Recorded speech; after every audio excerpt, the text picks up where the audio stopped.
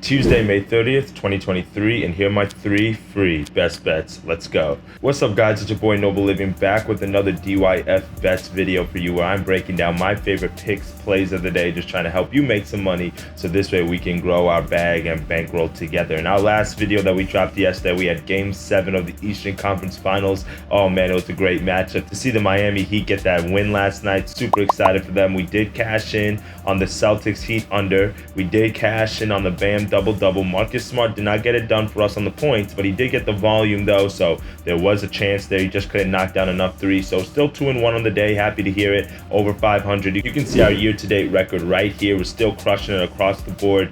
Year-to-date, over 500 in every single sport. And we only got baseball in the cards today, so I'm ready to dive into these best bets. And as always, please like, comment, and subscribe to the videos so this way you guys can stay up to date on all the picks that I'm putting out, so this way we can continue to make money together. Let's go.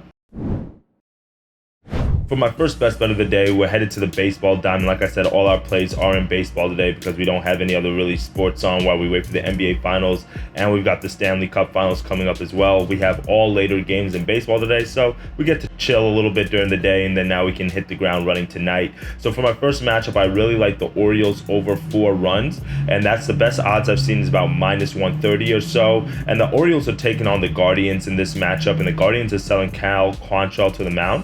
And Cal Quantrill, he's been pretty interesting this year as a pitcher. He has not been necessarily the best pitcher in terms of lockdown. He's pitched 55 innings this year, and he's given up 56 hits, and he's had 30 runs over those innings as well, including 7 home runs. And that's really only good for about a 4.75 ERA. So that's a really high ERA of a guy that, you know, could really be more lockdown, but it also doesn't help that he's not getting a lot of the run support that we really want to see. And in his last start against the White Sox, he went 4 innings and gave up 6 runs in that matchup. So today, all I need is the Orioles to score 4 runs, and they've got a pitcher who averages over 4 runs given up per game. And then we have an Orioles offense of late that's been locking in. We know they've got a lot of power there. They've got a lot of guys that can knock it all over the field. They're 7th in the league in runs per game, and they're averaging just under 5 runs per game.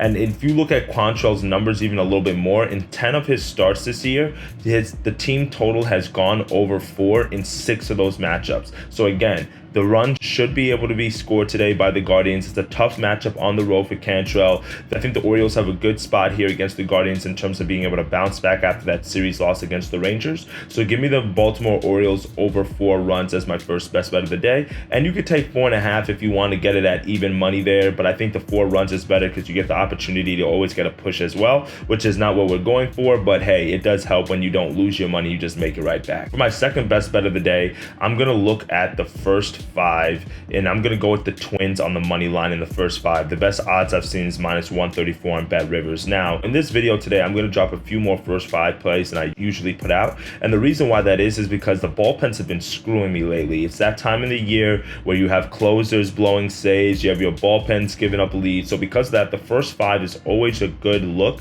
when you're trying to just match starting pitchers against starting pitchers, and I think this is one of those matchups where you have to be able to take advantage of the starting pitcher matchup. Because we have Joe Ryan on the mound for the Twins, and he's going against Brian Bielak for the Astros. Now, Joe Ryan has been really impressive this year, and especially over the past month. So far in the year, he's 7-1 with a 2.21 ERA. So right now, he's one of the leading candidates in the American League for the Cy Young Award, right there up there with like Shane McClanahan. And in May, he's pitched 29 innings this month, has 34 strikeouts, a 1.55 ERA, and no home runs. That's one thing that I really love to see because we know Joe Ryan's kind of like a pitch to contact guy. Sometimes when he does get hit, it does get hit hard, and he has not been giving up any home runs this month. That's really something that I really like to see, especially against an Astros lineup that kind of depends on the home run as well. And we saw that last night with Altuve hitting that grand slam. Now that he's back in the lineup, we know they always have Alvarez, they've got Pena, so they've got a lot of guys who can really hit the ball well. So to see Joe Ryan really missing a lot of bats on top of the fact that he's not giving up a lot of home runs, that's something I really want to lean into. And then when you look at Brian B, Belak on the other side from the Astros, he's coming off a decent start against the Brewers, in which he went 6 2/3 innings, but he still gave up 4 runs in that matchup, including 3 home runs. Now, that's the big thing I'm really making a note of, the 3 home runs. Why? Because the Twins are a power lineup. They're not one of those lineups that are going to hit a lot of singles and doubles on you. They're going to look to crush a lot of home runs there. You've got Bruxton in the lineup there who can crush it at any time. You've got Gallo who can crush at any time. So because of that, we've got a pitcher here who's not in the best of form, who's giving up a lot of home runs against a really good pitcher in Joe Ryan. And then you've got a team that also takes advantage of the fact that you give up sharp contact. I think all the numbers and all the signs are pointing towards the Twins today. On the first 5, like I said, I don't want to depend on the bullpen in this matchup. So give me the better starting pitcher who should be able to get a few run support here and maybe hold the Astros at bay here. So give me the Twins on the first 5, as we should see them be able to get this one done. For my third best bet of the day, I'm going for a 2-team steam here on the money line, but it's the first 5 money line, not the full game, the first 5. And I'm taking the Cardinals on the first 5 money line, and I'm parlaying that with the D-backs on the first 5 on the money line. You put those two together, you get odds about plus 123 or so, and I think that's really good value, especially looking at the card today. There's not a whole ton of value on the board in terms of favorites. Like, you see the D-backs as huge favorites, you see the Cards as big favorites. So because of that, I think we have to be able to exploit some of these matchups as a 2-team steamer, and I think the first 5 is a really good way to do that. Now let's dive into the first one with the Cardinals as they take on the Royals. You've got Zach Greinke on the mound for the Royals against Miles Mikolas on the mound for the Cardinals. And listen, if you've been tapped into the show or you've been tapped into the Telegram group, you know one of the trends that we typically tend to exploit is the fading of Zach Greinke on the road, right? His home and away splits is probably one of the most drastic in all of baseball, and I don't think this spot helps at all against a really good Cardinals team that's in better form lately. In 24 innings pitched on the road this year, Zach Greinke is 0 for 3 with a 6.66 ERA, including giving up 7 home runs, right? That is not what you want to face against a pitcher who's on the road giving up a ton of runs. And Mikolas on the other side for the Cardinals, he's been really sharp. In his last matchup against the Reds, he went 7 innings, he gave up no runs, and that was a 2-1 victory for them.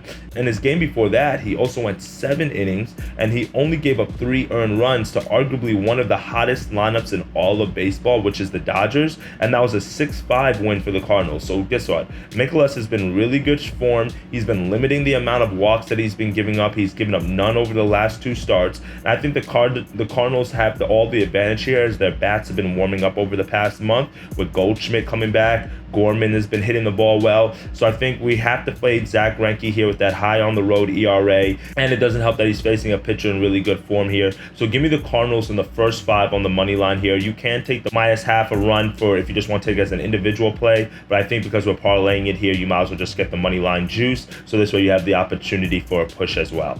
Now my second matchup, I'm going with the D-backs on the first 5 money line. And this is a matchup where I have to go with the ace, Zach Gallen, on the mound. You guys know he's one of my favorite pitchers in all the majors. I like to bet with him a lot. And I think we have to look at the very similar trend in this one in terms of home-away splits. So on the road, Zach Gallen has burned me a few times this year, but look at it. On the road, he has a 5.4 ERA, but at home, he's 5-0 at home, and in 35 innings pitched, he has a .77 ERA. That's right, .77, not even over 1 at home. And he's given up 3 earned runs in those 35 innings, 4 walks, no home runs, and 47 strikeouts. That's crazy numbers right there. And that's why Zach Gallen's one of the leading National League candidates for the Cy Young Award. Opponents at home are only batting .158 against him. So he's keeping opponent batting average low. He's missing a lot of bats. He's not giving up a lot of free base runners. Those are all the signs of a pitcher that I want to back.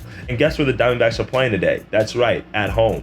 And then to make matters worse, he's facing Kyle Freeland on the mound, who's for the Rockies. And to add a little bit more fuel to this fire, he's facing Kyle Freeland for the Rockies, who's 4-5 on the year with a 3.86 ERA. But now let's dive into his home and road splits. At home, he's been pretty decent, and that's actually pretty surprising to see a Rockies pitcher do better at Coors Field than they do on the road. He has a 3.38 ERA at home, but on the road, he has a 4.71 ERA. And if you dive into his last start that he faced on the road, he faced the Texas Rangers. He went 2 innings in that matchup, gave up 9 hits and 8 runs. So now he has to go on the road again, face the D-backs, who are a really good hitting team, one of the top in the league in terms of batting average. They get runners on base, and you're facing a pitcher like Zach Gallen, who's in really, really good form, that's really tough to face as well. So because of that, give me the D-backs on the first 5 money line. Parlay that with the Cardinals on the first 5 money line. You should get to plus 100 value on that, so this way you can double your money. Like I said, I do like both of these picks individually on the half run,